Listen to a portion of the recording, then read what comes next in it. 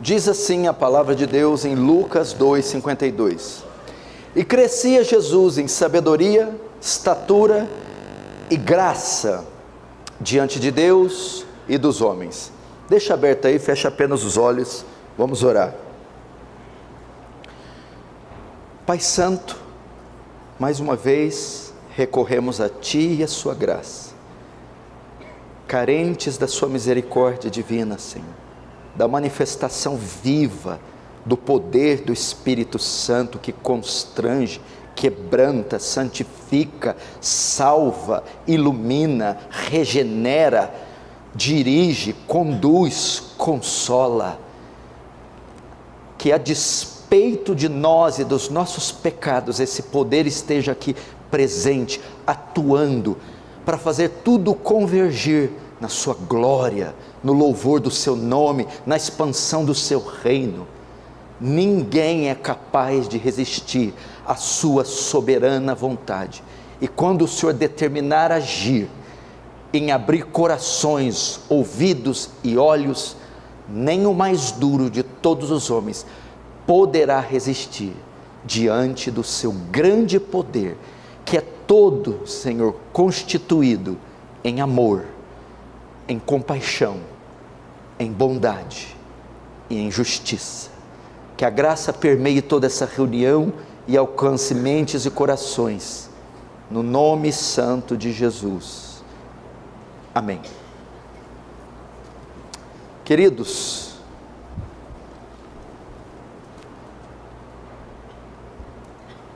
como eu estava fiz em outra ocasião, separei uma palavra destinada para os jovens, para voltar nossa atenção para essa categoria especial de cristãos, que são as crianças, os adolescentes e os jovens. Hoje não será diferente. Eu vou separar esse tempo aqui, o dia de hoje, para trazer uma mensagem aos jovens, mas ela não é só para os jovens, é para os pais dos jovens também, é para o pai, é para a mãe, é para os jovens, e não só para esses três, é também para as crianças, que logo logo se tornarão jovens.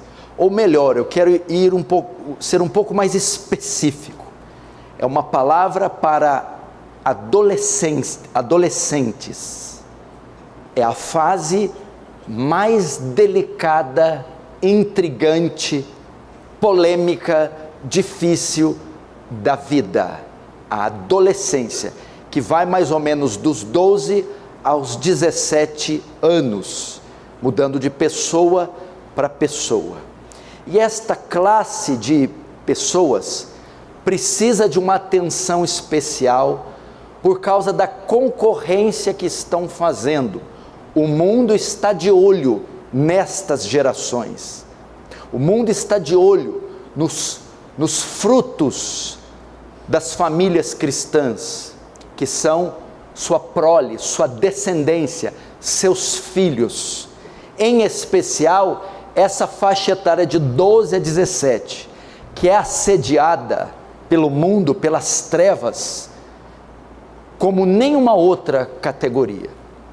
O inimigo vem com toda a sua força para confundir, perverter, desviar, tragar nossos jovens.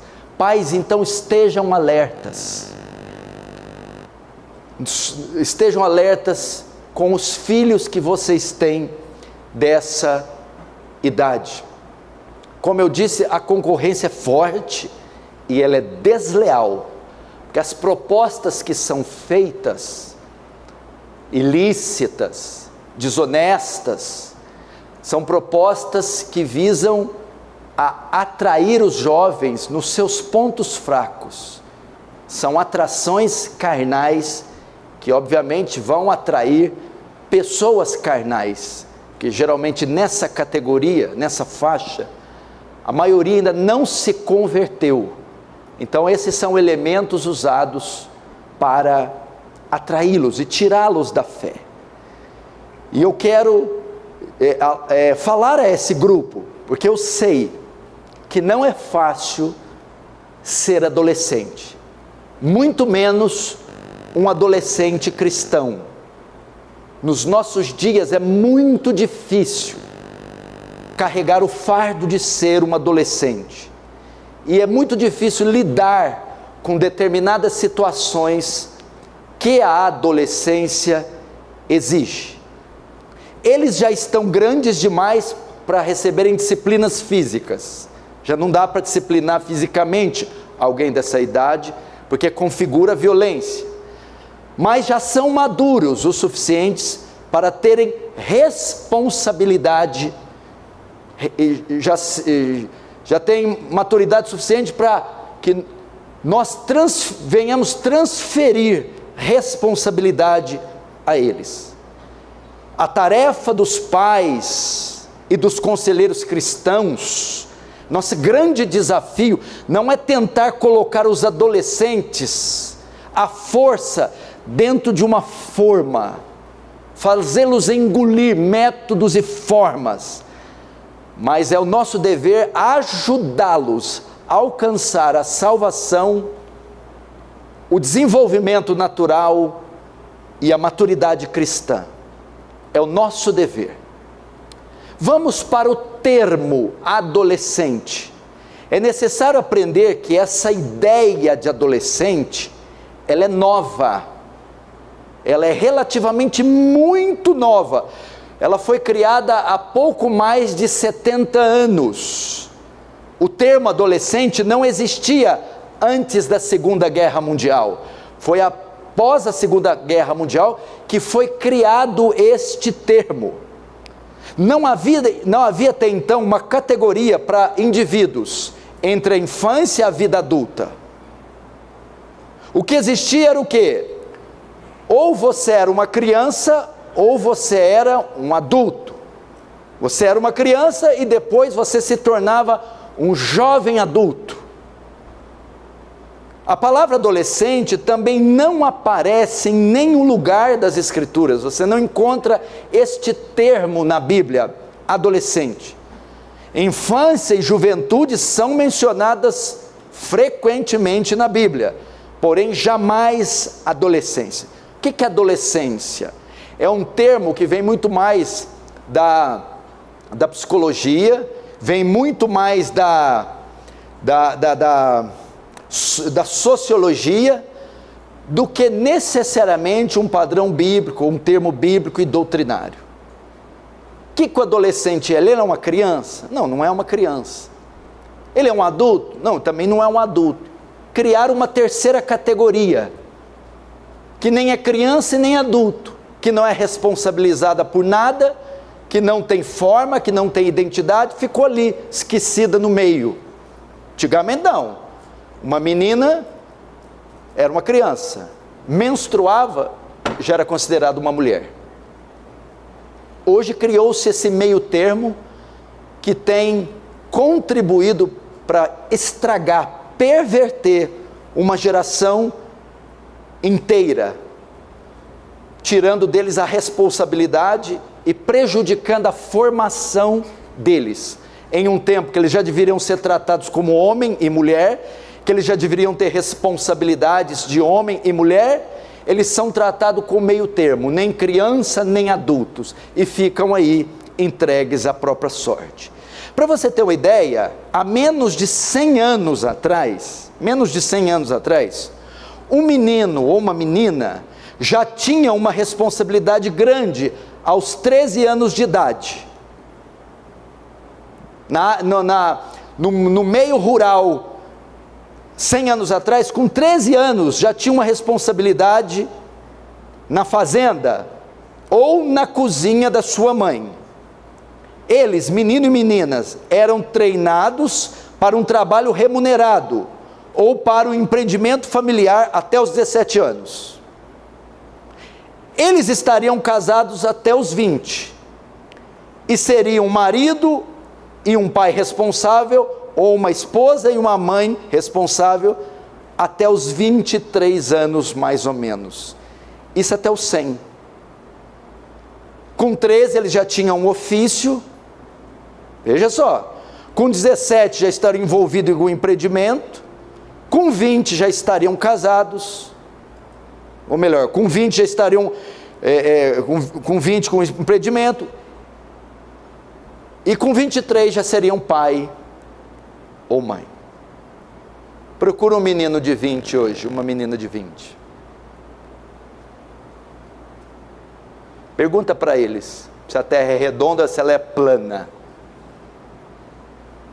Manda fazer o ó com copo.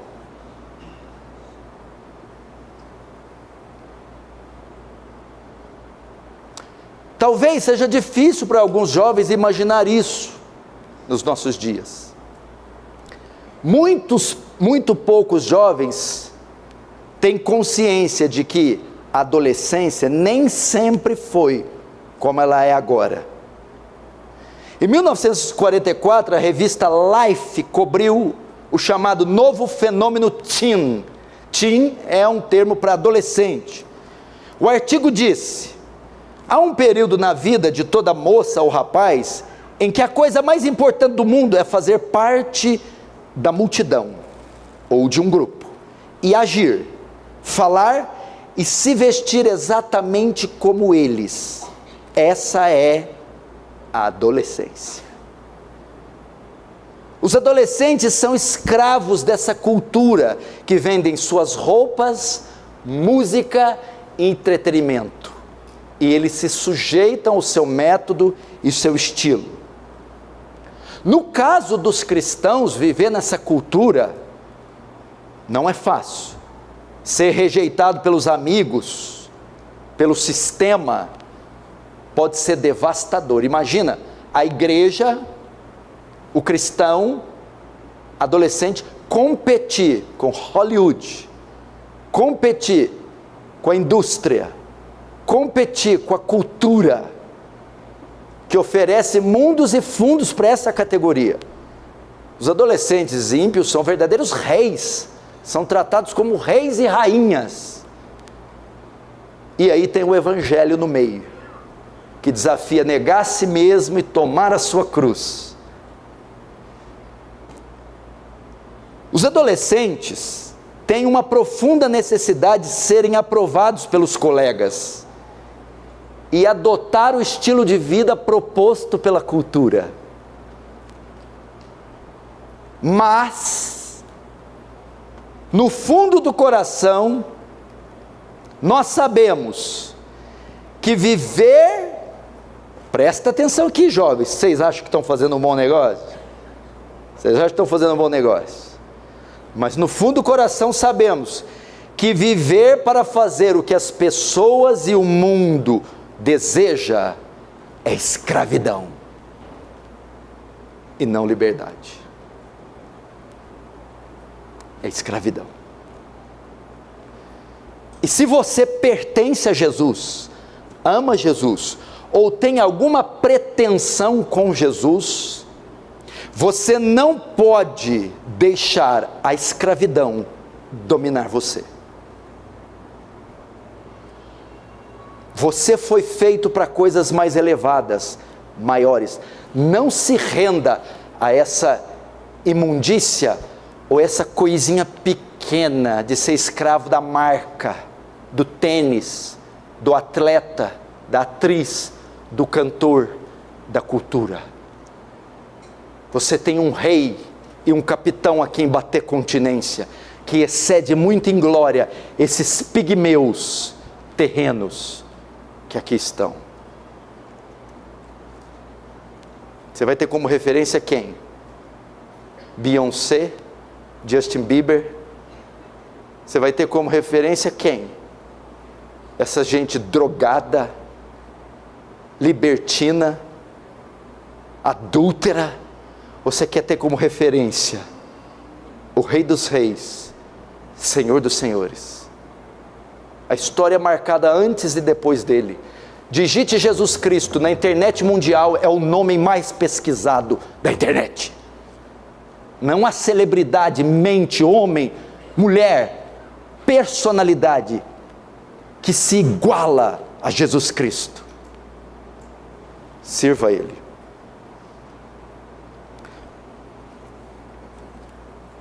Vamos agora para o texto. que eu estou usando. Nós lemos aqui Lucas 2:52. Qual que é o pano de fundo aqui? Jesus estava indo para uma das 3 festas judaicas em Jerusalém: Pentecostes, Páscoa e Tabernáculos.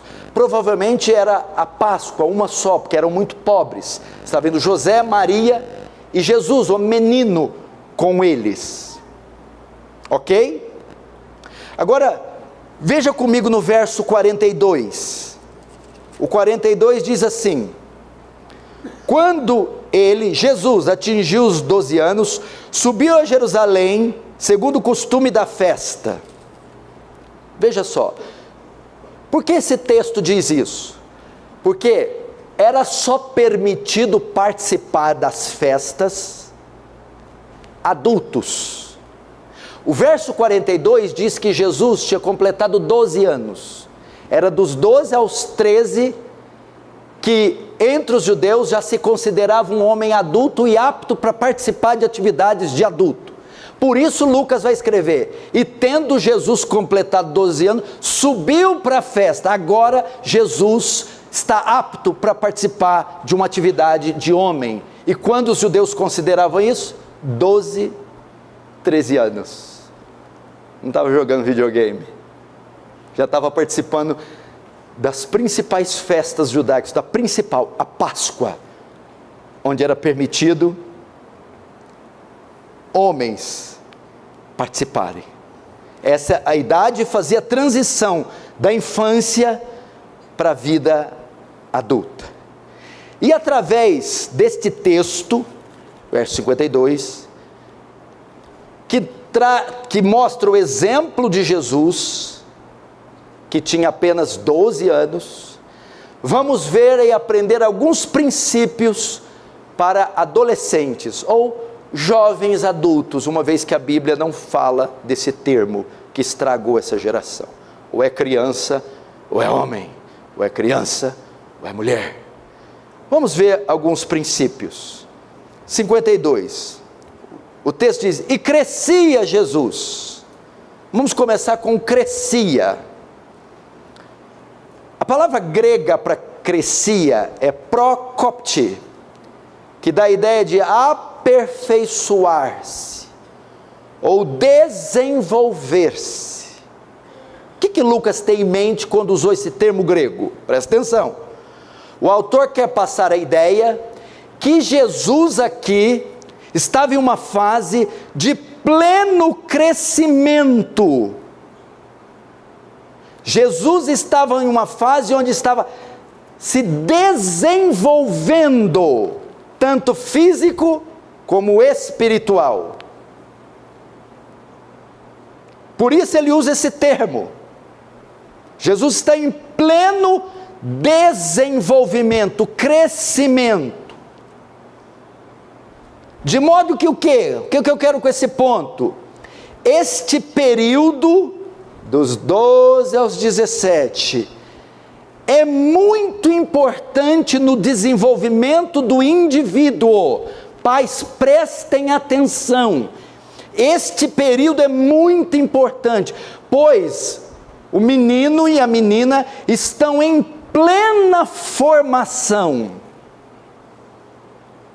Estão no auge da sua formação, da sua constituição física, emocional, psicológica, espiritual. Portanto, nesse sentido, à vista disso, eles requerem atenção especial. Veja só, se essa é uma das fases, dos 12 aos 17, Jesus crescia, desenvolvimento, que eles estão em pleno desenvolvimento, e se traz à luz duas coisas: é a fase mais importante da vida deles, primeiro ponto. Segundo, é a fase que mais requer atenção.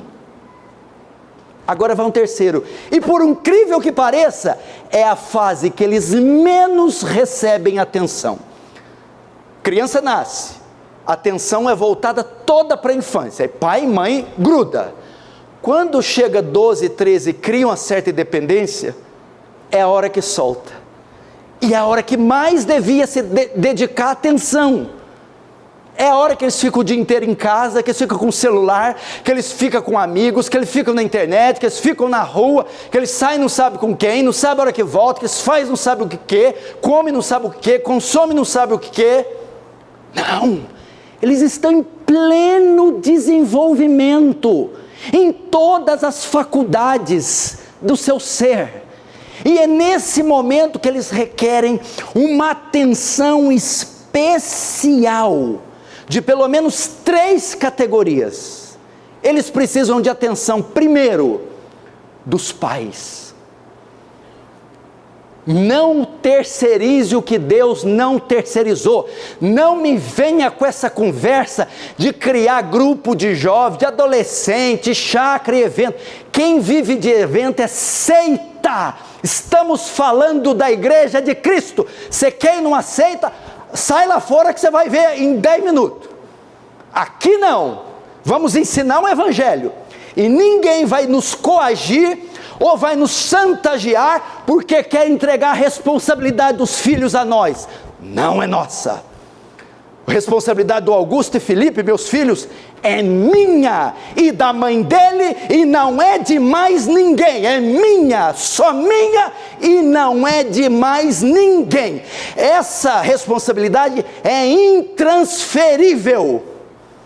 Onde tem na Bíblia isso? Terceirizar discipulado. Onde tem isso na Bíblia? Esses cultos de jovens, essas reuniões de jovens, com fumaça, parede preta, menino com gel, são antessalas do inferno. Você quer entregar o seu filho para o diabo, para Satanás? Bota nessas igrejas. Pode botar, não tem problema com isso não. Aqui nós estamos para levar o filho de vocês para o céu, e não para o inferno. Primeiro, requer atenção dos pais. Com quem está saindo? O que está vendo no celular? O que está estudando na escola? Quem são os amigos? Como é que está vestindo? O vocabulário. Conversa com meninada aí de 12, 15, 16 anos. Palavra de baixo calão, gíria, palavrão. Culpa é dos pais. Eu não chamo, não tem que chamar os filhos não. Chama o pai. Você não ensina seu filho a falar não? Olha o jeito que seu filho fala. Olha o vocabulário desse menino. Porque uma coisa é conversão, outra é comportamento.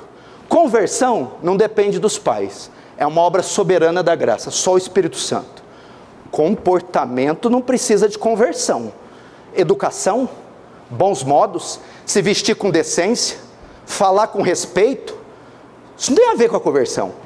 Isso reflete a má educação que recebe dos pais.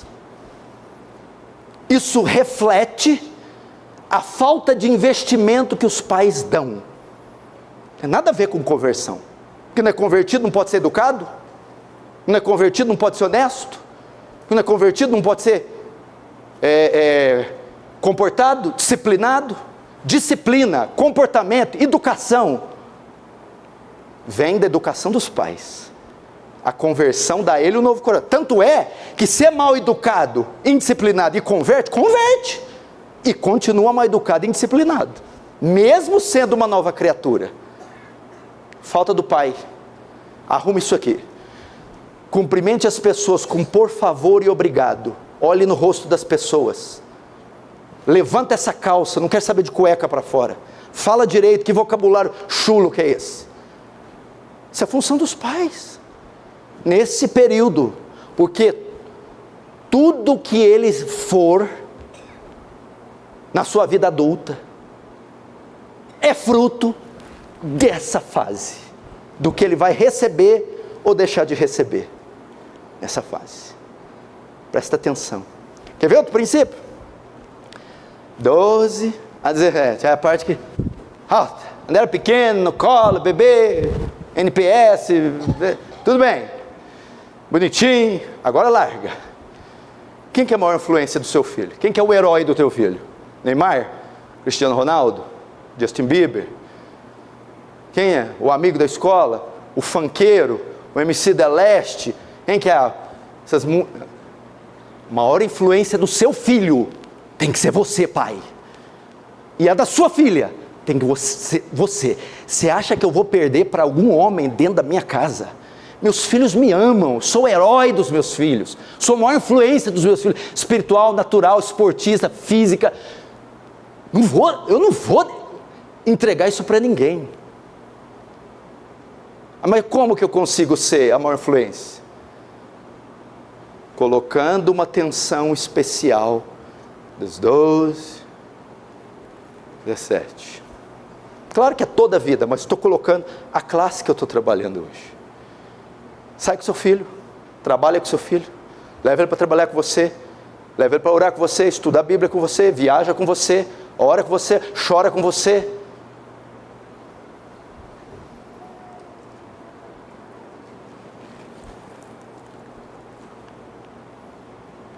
Ok? Então aqui aprendemos o primeiro princípio, essa área de formação. Ou é o Felipe Neto? Ou é o Lucas Neto? Quem que é? Fala alguma outra tranqueira da internet, que eu não estou muito atualizado. Quem que é aqui? Tem tanta coisa, tem tanta gente que não presta. Jesus de Nazaré. Se abrir o cérebro, tem que ir com microscópico, para tentar achar alguma coisa, e quando achar, vai achar uma ervilha morta.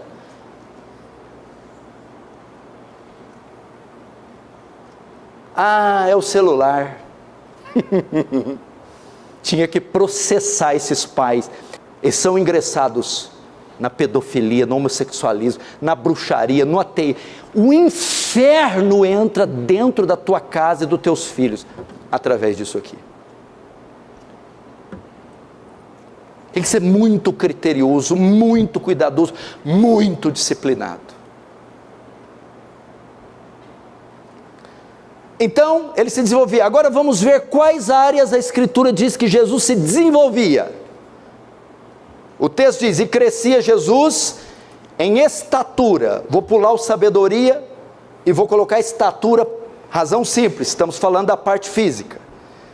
Então era a fase que ele estava em pleno desenvolvimento. Qual área Jesus se desenvolvia? Primeiro, estatura. O grego é elikia. Quer dizer o quê? A estatura, a altura de uma pessoa. O autor aqui quer dar a ideia do desenvolvimento físico de Jesus. Esta é uma área onde o indivíduo, 12 a 17, está se desenvolvendo fisicamente. Costuma-se dizer que o início da adolescência se dá com um termo que eles chamam puberdade. O que é puberdade? É a mudança física que resulta em maturidade reprodutiva. É quando o corpo começa a mudar e se torna capaz de reprodução, de reproduzir. Talvez você está pensando, mas para que falar disso? Tanta coisa, vai falar da parte física. Vamos lá, você entender. Algumas das principais mudanças da vida acontecem nesse período, na adolescência.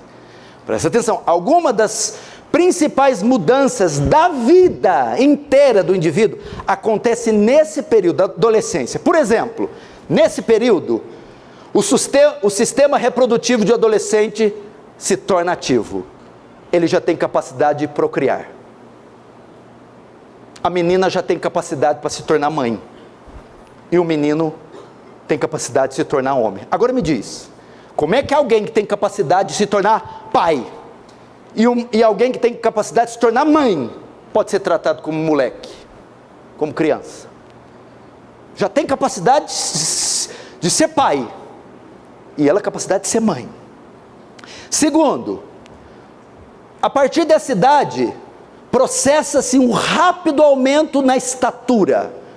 Pode ver, ele é uma criancinha, gordinho, vai crescendo meio centímetro. Nesse período acontece o estirão. Tem gente que cresce 10, 15, eu já vi crescer 18 centímetros em apenas um ano. Terceiro, Nessa fase, o corpo vai tomando forma física de adulto. Dos 12 aos 17, vai tendo aumento da massa muscular. Nas meninas, crescimento do seio, do quadril. Vai tomando forma adulta.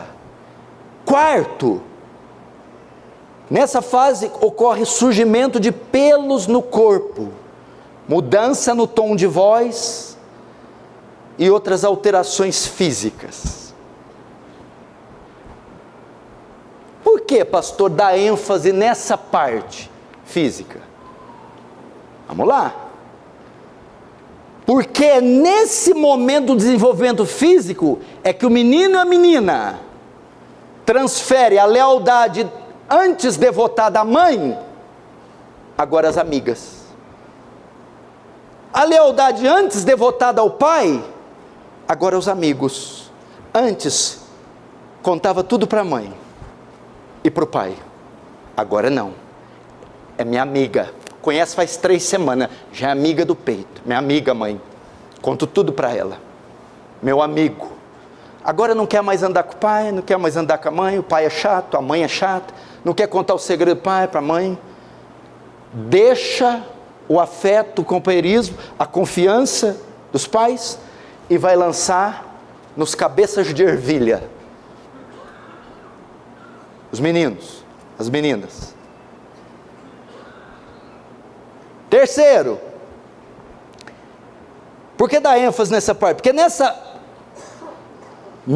fase é que eles desenvolvem sua própria identidade e sua fé em Deus. Primeiro, sua própria identidade. Antes, a mãe escolhia tudo, a roupa, o que ia comer. Agora, não mãe, não quero amarelo, quero vermelho mãe. Ah, tá bonito. Não, não tá mãe, não quero, é o meu gosto. Filho, como banana, não gosto de banana, nunca gostei, agora eu tenho coragem de falar que não gosto. Começa a desenvolver a sua identidade. Mãe, eu não gosto disso aí, mãe. Eu não quero amarelo. Falando nisso, senhora tem um péssimo gosto, hein, mãe? E a sua fé. Agora vai outra coisa, pais. Por que eu estou falando que é a fase que você mais tem que colocar os seus olhos? Porque é nessa fase que eles estão propícios para a conversão. É agora que se desenvolve a fé. O Instituto Moody, que é um instituto evangelístico, publicou que a maioria das pessoas que vêm à fé, vem antes dos 18 anos de idade. A maioria dos crentes no Brasil se converteram antes da maioridade. Essa é a época deles se converterem. É a época que o coração deles está sendo disputado por Cristo ou Satanás, pela igreja ou pelo mundo. E nesse sentido, o evangelho tem que dar um passo à frente. O coração deles está aberto agora.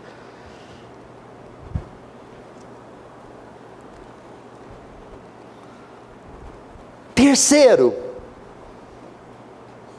é nessa fase que eles começam a desenvolver a atração pelo sexo oposto. Os 12, os 17. Não queria citar essa parte, mas é nesta fase que eles começam a desenvolver a atração pelo sexo oposto. Nessa fase ocorrem duas coisas com eles. Inicia neles o desejo sexual. E segundo, o desejo afetivo. Desejo de alívio da tensão sexual. E desejo de ter um relacionamento. De serem supridos afetivamente com a presença de uma pessoa. O que nós devemos fazer aqui? Pais, conforme Cantares 3:5, prometam à mulher de Jerusalém pelas gazelas e corças selvagens, que não despertarão o meu amor antes do tempo. O que isso mostra? Pais, primeiro, protejam a sexualidade dos seus filhos.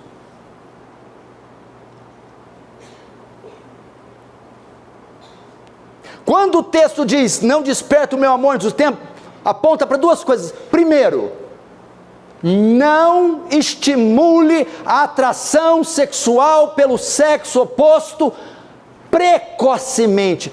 Preserve a sexualidade dos seus filhos. Como? Eles não podem ser expostos a cenas de nudez, vídeos de nudez. Eles não podem ser expostos ou estarem envolvidos em conversas imorais, mensagens imorais, amizades imorais. Muita gente é pervertida sexual por causa da amizade, e é nessa fase que o aparelho reprodutivo está amadurecendo, que vai vir o desejo, e tem que ser preservados. Por que hoje tem tanta gente com confusão sexual? Tem muitos jovens hoje que estão confusos com a sua sexualidade. Meninas que não sabem se gosta de homem ou de menina, meninos que não sabem se gosta de menino ou de menino. Alguns gostam menino só de menino, outras meninas gostam só de menina, outras gostam de menino. E o que aconteceu?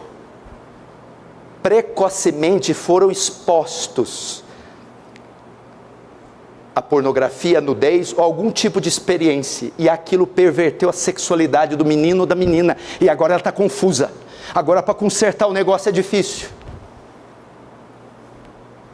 Um menino de 12, 13, 15 anos tem que pensar nisso? Ele não tem maturidade emocional, física, hormonal ainda para isso. Isso vai estragar ele.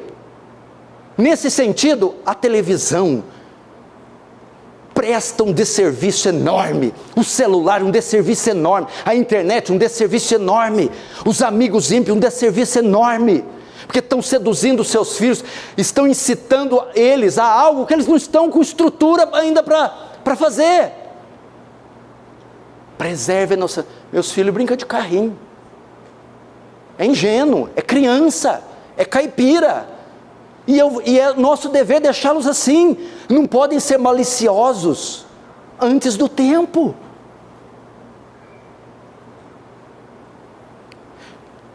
Primeiro, proteja a sexualidade. Segundo, pai, guarde-os de relacionamentos precoces. Estou com 12, já estou fazendo coraçãozinho. Ei, lá em casa tem o tal do rei. Você conhece o rei? Lá em casa tem o rei. Lá em casa tem o Chico Doce. Conhece? Sou Chico Doce. Onde manda capitão, não manda marinheiro, meu irmão. Não manda. Proteja. O que eu estou falando aqui é tão importante. Isso aqui, gente, isso aqui salva vidas. Tudo no seu tempo. Salomão se perdeu por causa da paixão. 1 Reis 11, 1-8, olha assim: ora, além da filha de Faraó, amou Salomão muitas mulheres, moabitas, amonitas, edomitas, sidônias e etéias. Sendo já velho, suas mulheres lhe perverteram o coração para seguir outros deuses, e o seu coração já não era fiel para com o Senhor seu Deus. Salomão seguiu Astarote, deusa dos sidônios, a Milcom, abominação dos amonistas. Assim fez Salomão o que era mal perante o Senhor, e não perseverou em seguir o Senhor como Davi seu pai. Quem perverteu Salomão? Mulher. Se perverteu um homem adulto, o homem mais sábio da Bíblia, um homem que falou com Deus, não vai perverter um moleque, uma menina? Estou só na parte física de Jesus, desenvolvimento. É essa hora que você tem que ficar ligado. Ah, mas eu tenho que largar tudo para levar. Larga tudo e leva ele. Nossa, mas eu levei, eu tenho que buscar. Larga tudo e busca. Ah, mas o celular, pega o celular. Ah, mas você dá uma canseira, mas você salva uma vida do inferno. E quem sabe não está produzindo um profeta. E olha que eu nem falei de droga, de maconha. O negócio é grande.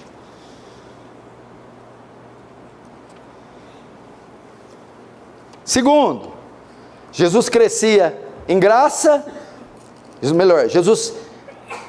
crescia Jesus em estatura, agora lá em sabedoria. Em sabedoria. Até aí. Veja só, na educação judaica, era a responsabilidade tanto da mãe quanto do pai educar filhos. Ok? Mas, olha como é que era dividido lá as responsabilidades. A mãe educava tanto filhos como filhas durante os 3 primeiros anos. Até o desmame, que dava entre 2 e 3 anos, era a mãe. Depois, era a responsabilidade do pai. No caso da menina, a mãe ensinava às filhas os deveres domésticos, durante toda a infância dela, tecelagem, serviço doméstico de casa. E no caso dos filhos, a partir dos 3 anos de idade, aprendiam a lei de Moisés com o pai, e também ofícios masculinos para o menino, depois de 3 anos.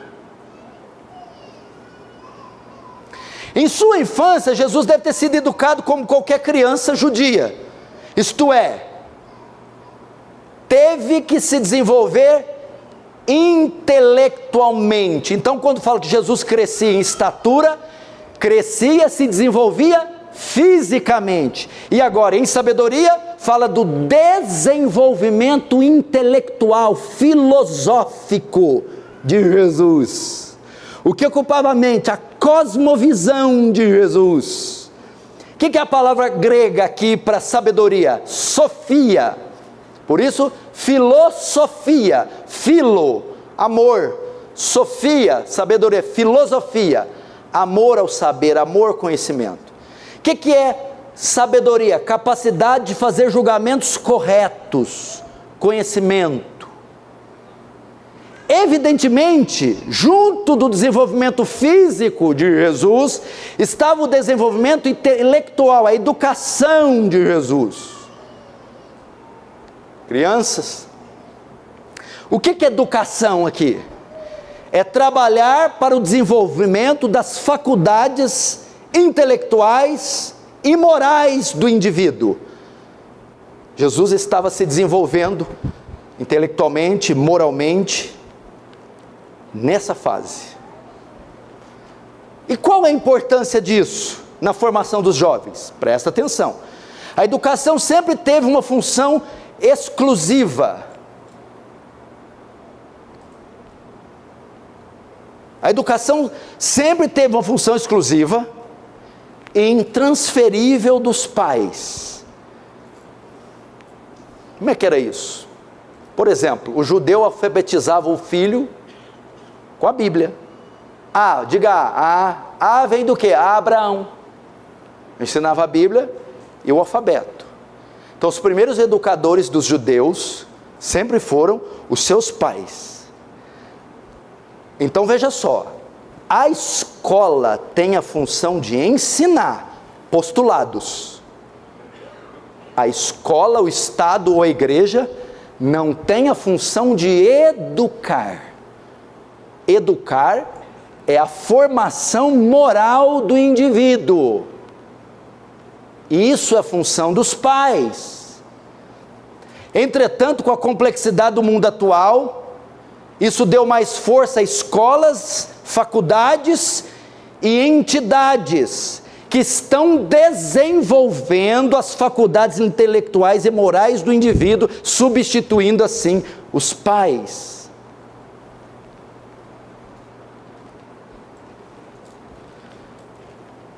Os jovens, veja só, os jovens devem ser ensinados a partir de uma cosmovisão cristã. Como assim? Eles devem ser ensinados nos seus postulados, exatas e humanas, geografia, matemática, história, biologia, eles estão aprendendo. Eles aprendem isso. Mas eles aprendem a partir do quê? De uma cosmovisão marxista ateísta. Eles vão aprender ciências, biologia, mas a partir de Charles Darwin, a partir da criação da origem das espécies, do Big Bang.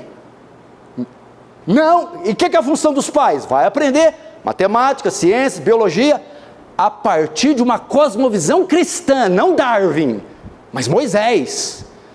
Não a origem das espécies, Gênesis. Então a nossa função, enquanto a escola bate de um lado e ensina exatas e humanas, nós os pais somos responsáveis. Vocês vão aprender isso a partir de uma cosmovisão cristã. Tudo bem, o que te ensinou? Minha professora estava ensinando biologia, ok? Sabe de onde se origina o mundo, as espécies, o homem? Vem de Deus. Isso é a função dos pais. Enxergar o mundo a partir... O que é uma cosmovisão? Cosmo, mundo, visão, uma visão de mundo. Nós temos que ensinar os nossos filhos a ter uma visão do mundo, do todo do mundo, da sociedade, a partir das Escrituras, na formação dele. Porque se nós deixarmos isso para o Estado, as escolas transformarão eles em ateus, em progressistas, em militantes.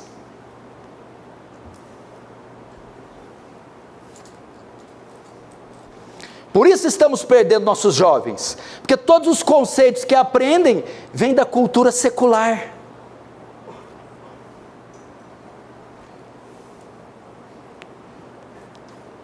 Irmãos, tudo que eles aprendem sobre ética, família, casamento, relação do Estado com a igreja, sexualidade, uso de bebida ou drogas, tudo isso deve ser aprendido e julgado de uma cosmovisão cristã. E nesse sentido os pais têm um papel importantíssimo. Não é assim como a sua professora falou, não, meu filho. Não é assim como esse filme está retratando. Não, meu filho, essa prática não é normal, não. Não, meu filho, isso aí é um equívoco. Aí você vai lá e ensina o certo.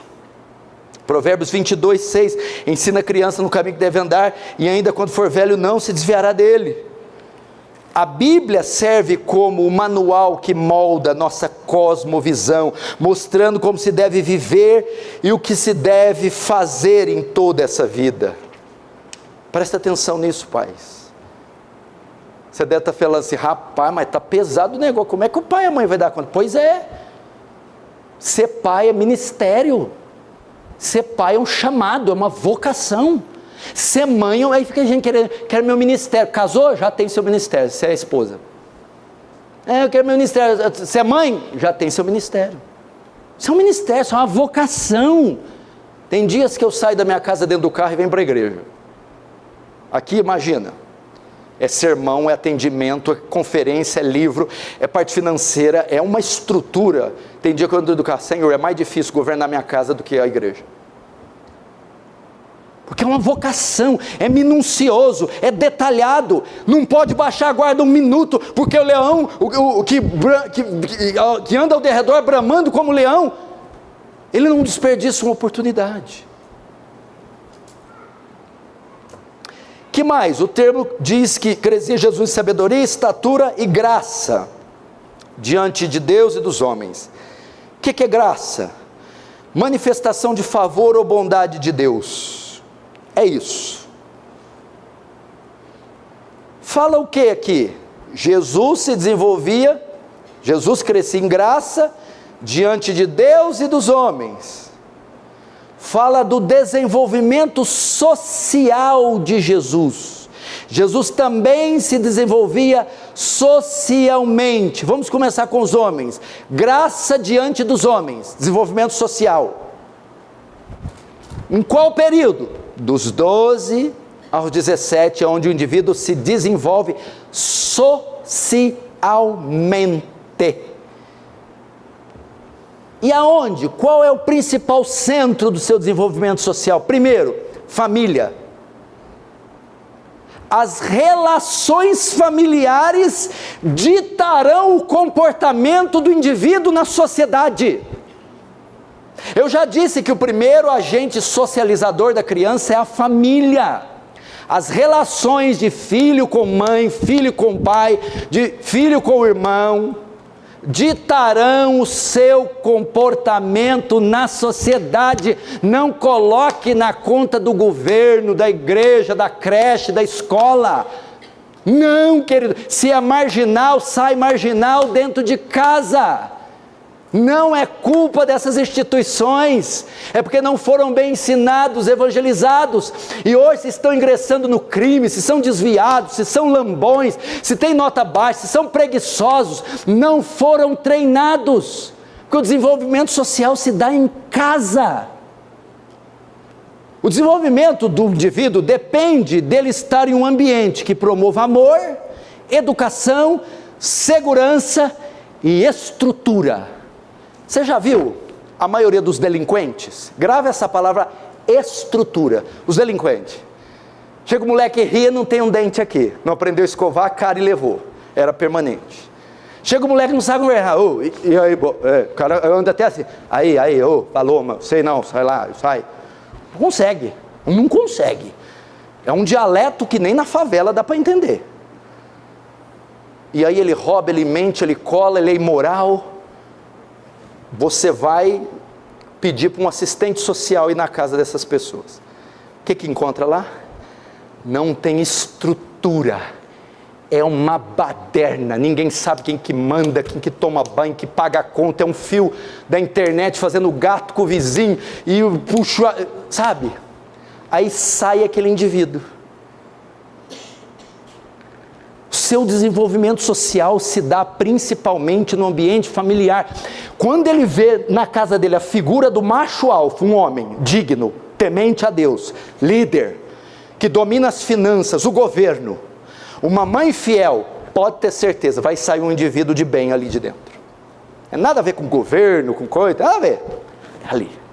Quando ele chega lá, o pai é um lambão, só esparrama na televisão, trata a mãe mal, não lê Bíblia, tudo as contas atrasadas, mentiroso. Dali sai um menino ou uma menina sem valores nenhum.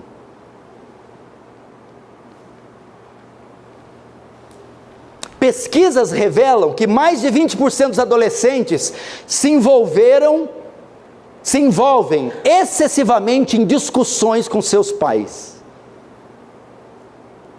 E isso é uma das causas da perversão dos jovens.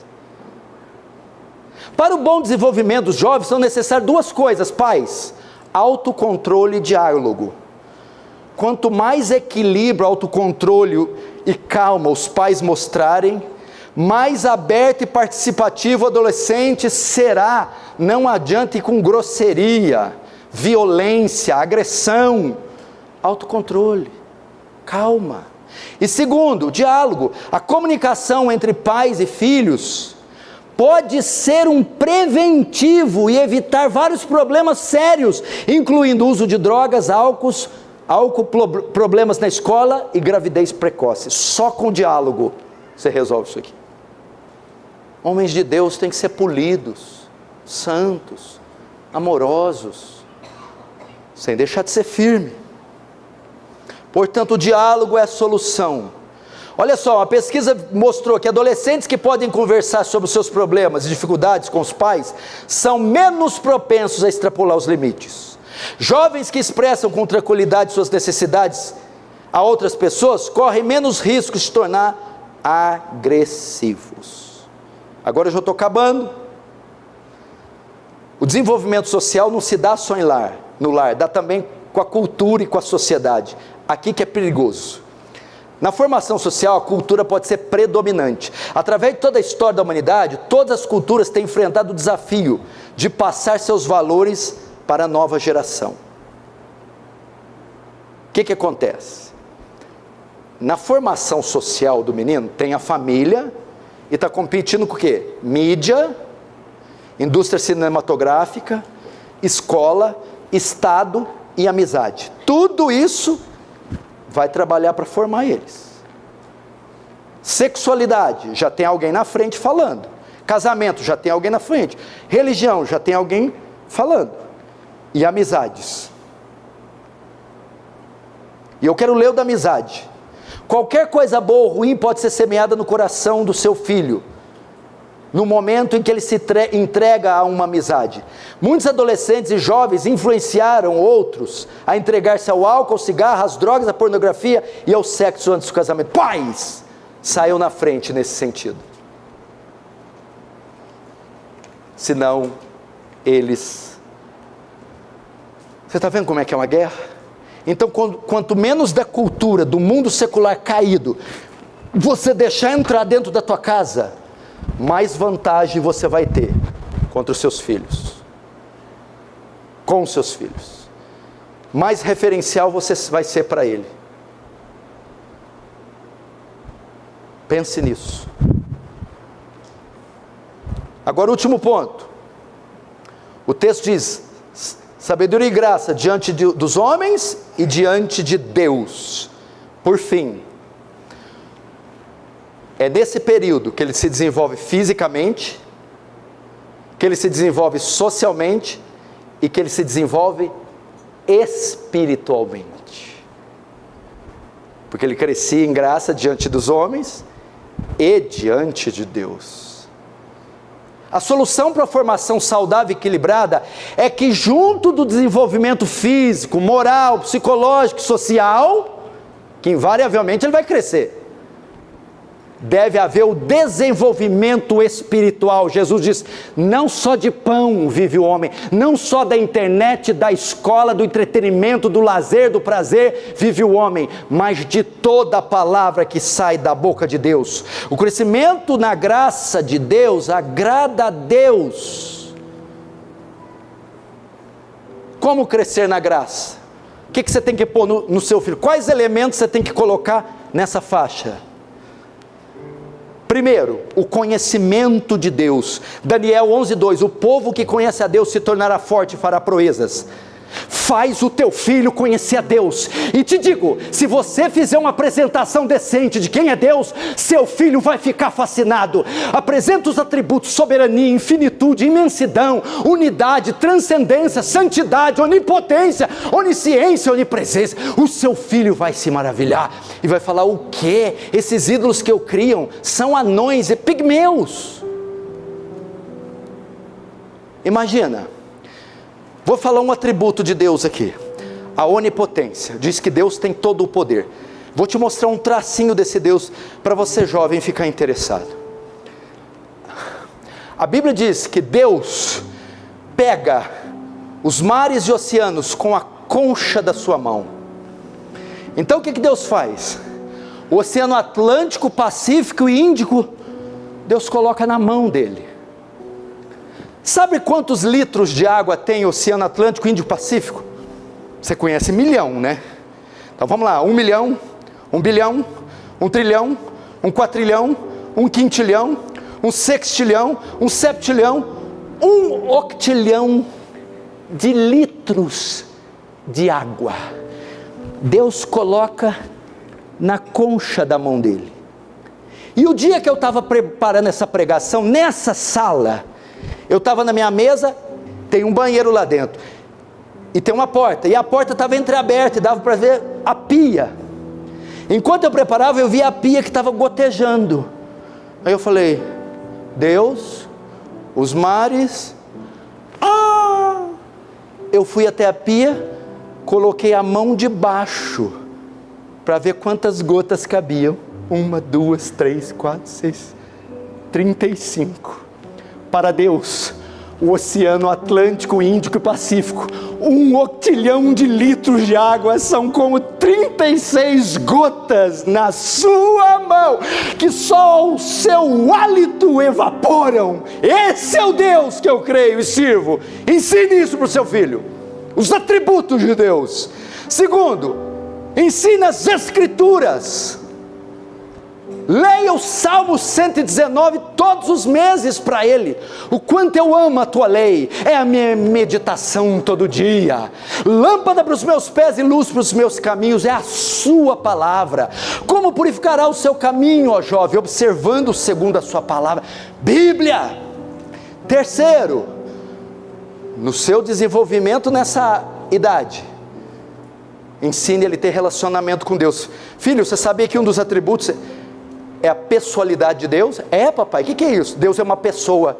O que quer dizer ser pessoa? Deus tem vontade, razão e sentimentos. Deus pensa, Deus escolhe, Deus sente. E que mais? Ser pessoa significa que ele é relacionável. Você pode andar com ele, você pode falar para ele, mas você pode ouvir Ele também. E onde essas coisas são encontradas? Conhecimento de Deus, das Escrituras e o relacionamento com Deus. Na igreja. Na igreja. O que é isso? Ensine o seu filho a ter apreço pelo culto público. Traga o seu filho no culto. Ensine como se portar no culto, cantar louvores no culto, ouvir a palavra no culto. É aqui na igreja. Ele tem que se desenvolver. Ele tem que se desenvolver um relacionamento com a igreja, com os cultos, a escola bíblica dominical, a comunhão com os santos. Envolva seu filho, faz ele gostar da igreja. Hoje me alegrei porque me disseram, vamos à casa do Senhor. Onde mais são encontrados? No culto público. Segundo, no culto particular. Ensine o seu filho a leitura devocional da Bíblia. Já leu a Bíblia? Vai ler a Bíblia? Estou esperando você ler a Bíblia, não pode dormir sem ler a Bíblia. Oração, já orou? Vai orar? Vou esperar você orar. Culto familiar, vamos fazer um culto doméstico com o papai e a mamãe. E a sua santificação pessoal. Filho, tem coisas que você não pode tocar, olhar, fazer.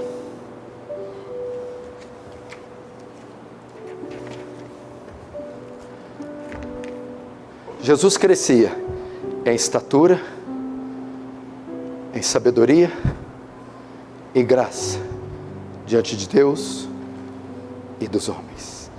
Entre 12 e 17 anos. Pai, quem está comigo nessa empreitada? Vamos, quem vai entrar? Quem vai lutar em favor dos seus filhos? Quem vai trabalhar com unhas e dentes para a formação espiritual, moral, social dos seus filhos? Vamos, Pai, não vamos perder essa batalha contra Satanás e o mundo. Não vamos entregar nossos filhos para essas aberrações que estão aí fora. Não vamos abrir mão, de jeito nenhum. Eu tenho dificuldade, peça ajuda, peça auxílio, peça apoio. Você ser ensinado, instruído para fazer isso. Deus vai te conceder. Sabe como nós vamos começar agora? Orando. Fecha os olhos, vamos orar.